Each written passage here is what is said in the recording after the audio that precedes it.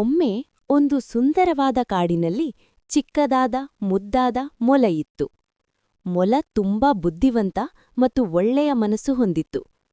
ಅದೇ ಕಾಡಿನಲ್ಲಿ ದೊಡ್ಡದು ಬಲಿಷ್ಠವಾದ ಹುಲಿ ಕೂಡ ಇತ್ತು. ಹುಲಿಗೆ ತನ್ನ ಬಲದ ಮೇಲೆ ತುಂಬಾ ಗರ್ವ. ಒಂದು ದಿನ ಹುಲಿಗೆ ತುಂಬಾ ಹಸಿವು.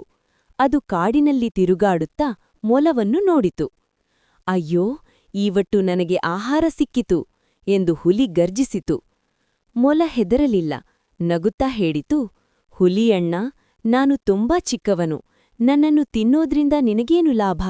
ನನ್ನನ್ನು ಬಿಡಿಸಿದ್ರೆ ನಾನು ನಿನಗೆ ಒಮ್ಮೆ ಸಹಾಯ ಮಾಡ್ತೀನಿ. ಹುಲಿ ನಗುತ್ತಾ ಮೊಲವನ್ನು ಬಿಡಿಸಿತು. ಕೆಲ ದಿನಗಳ ನಂತರ ಹುಲಿ ಬೇಟೆಗಾರರ ಬಲೆಗೆ ಸಿಕ್ಕಿಬಿಟ್ಟಿತು. ಅದು ಜೋರಾಗಿ ಕೂಗಿತು. ಆ ಶಬ್ದ ಕೇಳಿ ಮೊಲ ಓಡಿ ಬಂತು. ತನ್ನ ಚಿಕ್ಕ ಹಲ್ಲಿನಿಂದ ಬಲೆಯನ್ನು ಕಚ್ಚಿ ಹುಲಿಯನ್ನು ಬಿಡಿಸಿತು. ಹುಲಿ ಸಂತೋಷದಿಂದ ಹೇಳಿತು, ಮೊಲ, ನೀನು ಚಿಕ್ಕದಾದ್ರೂ ತುಂಬಾ ಬುದ್ಧಿವಂತ. ಆ ದಿನದಿಂದ ಮೊಲ ಮತ್ತು ಹುಲಿ ಒಳ್ಳೆಯ ಸ್ನೇಹಿತರಾಯಿತು.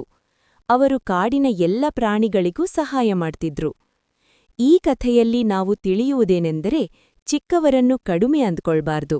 ಬುದ್ಧಿ ಮತ್ತು ದಯೆ ಯಾವಾಗ್ಲೂ ದೊಡ್ಡದು, ಹಾಗೂ ಸಹಾಯದ ಮನಸ್ಸು ಯಾವಾಗ್ಲೂ ಶಕ್ತಿಗಿಂತ ಮೇಲು.